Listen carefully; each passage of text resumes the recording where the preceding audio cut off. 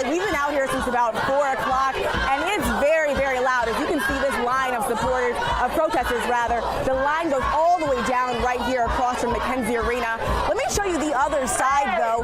These are supporters that were standing in line. They left but came back to watch protesters now with these signs. It's a lot of shouting going back and forth. The Eminent Mars Candy Plant is celebrating 40 years here in Cleveland, and now they're making more of these. We got here even before GBI got here. We're right here on the scene right off of 136. Now I want you to take a look. This is where officers say the chase ended. Thankfully, all of the children made it out, but I wanted to give you guys a closer look on how just a close call this was. Now, if you can look over here, you can see a preschool door right down here. The woman now in custody for allegedly shooting and killing her father claims that he was molesting her 17-month-old son. The Whitfield County Sheriff's Office responded to this home here off of South Dixie Highway.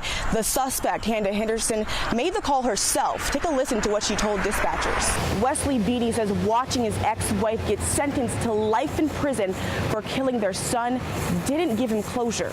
It just reminded him of all the moments he'll never get to spend with little Levi. Now, Kim, I can tell you that officers responded to a 911 call about a shooting at around 4 p.m. and they've been on the scene, as you can see, ever since. The area behind me is still taped off.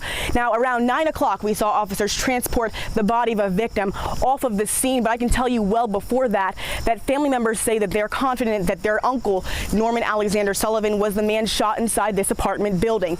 Now, his niece Khadijah recalls that moment that she received the call that her uncle was shot and killed.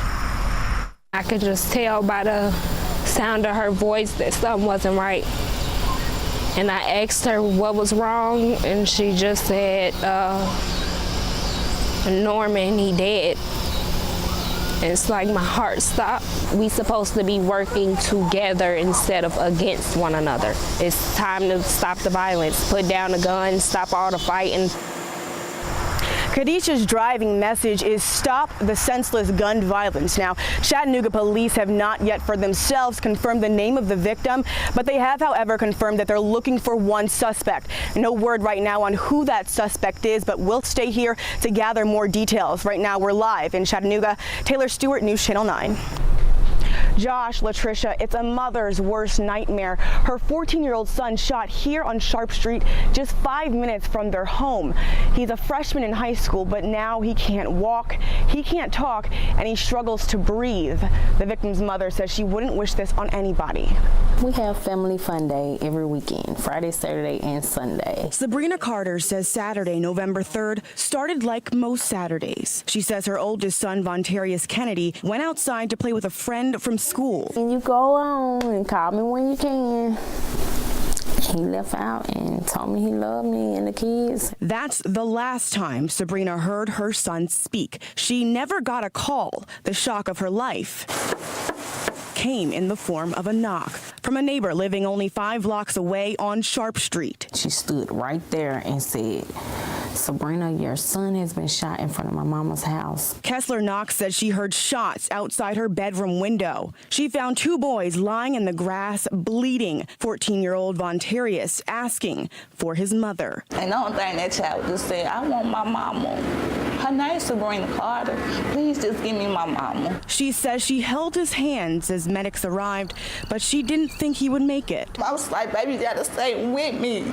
Please don't go out on me. Please don't. Sabrina says the bullet pierced her son's lungs and shattered a piece of his spine. Vontarius is now paralyzed from the waist down. In his hospital bed at Erlanger, a ventilator breathes for him. That's the best nurse he likes. He's now only able to communicate with these letters. My back is hurting more.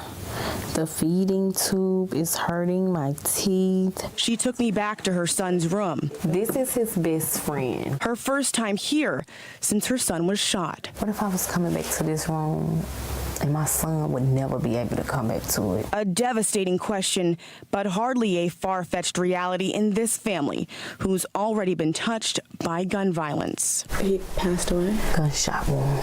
Same situation, I guess. Sabrina says the boy who was with her son that day is also recovering and is expected to be okay.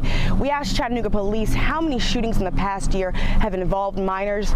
We've yet to hear back. Right now we're live in Chattanooga. Taylor Stewart, News Channel 9. That's right, Josh. I sat down one-on-one with Acting Chief Stan Allen. We reviewed that body cam footage together. He says everything police did to de-escalate that situation followed protocol, but one local attorney says officers went too far. It started with a 911 call when a man said people were trying to kill him. It ended with that caller in handcuffs, heading to the hospital. In the body camera video from 3 East Ridge police officers, you can see Christopher Penn struggling with officers. The struggle ends up outside, and when officers try to put him in the patrol car, Penn tries to run. According to a use of force report, one officer used a taser on Penn. When that didn't work, an officer put him in a chokehold, and then 6 officers loaded him into the back of that car. Acting Police Chief Stan Allen defended those actions. It was an attempt to get somebody that was really wild, get them under control to prevent him from hurting himself or anybody else. And I mean, they did what they had to do with the minimal amount of force that was necessary to get that situation under control. Criminal defense attorney and former officer Robin Flores says they went too far. Putting a taser to him in his groin, particularly when he's handcuffed, smacks of just an excessiveness. Again, look at all the officers that were there. The arrest affidavit for Penn does not mention the use of a taser. I asked Chief Allen why. It was a pretty volatile situation that, yeah, they should have put it in there. The report says police put Penn in a lateral vascular neck restraint. In the video, you can hear Penn gasping for breath. The officer even said chokehold several times on the body camera video. I choked him out. No, I choked him out. Like, we couldn't get him in. We couldn't get him. He was in cuffs and dragging us across the yard. To be honest, he shouldn't have said that. Chief Allen says it was not a chokehold. It's very often mistakenly termed a chokehold by people that don't know what it is. Instead, Allen says it's a maneuver officers use to de-escalate situations. If you're advocating putting a restraint on someone's neck like that to cut off the blood flow to the brain, you're training to use deadly force. Some of that video you just saw was blurred by the East Ridge Police Department before they released it to us through an open records request. Penn was originally only facing a charge of misuse of 911, but now faces charges of assault on an officer. Yeah, Josh, yesterday we showed you that bus ride that left this 5-year-old saying he'll never get back on another bus. Today we asked the bus company if the driver's training could have prevented this from happening. This heartbreaking surveillance video shows the moment a 5-year-old was left alone on an STS bus. The boy's mother, Eunisha Bradford, watched the raw video with us for the first time. You can see her visibly upset as she listens to her son crying hysterically. The child left alone and confused after awaking from a nap. I couldn't be there.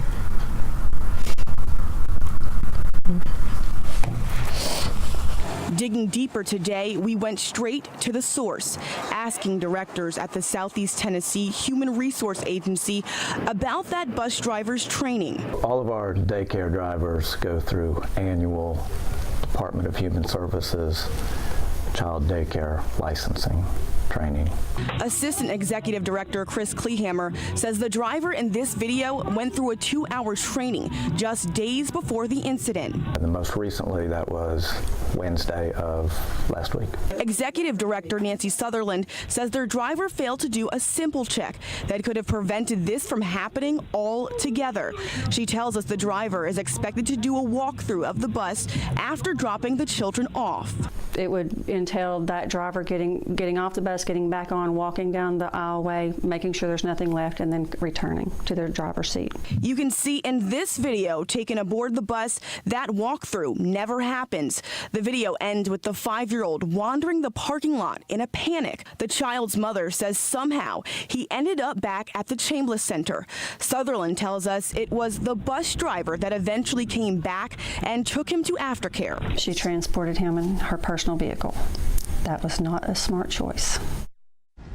The aftercare program says their employee also failed to check the bus during drop-off. The SDS employee originally suspended now is out of the job. Josh.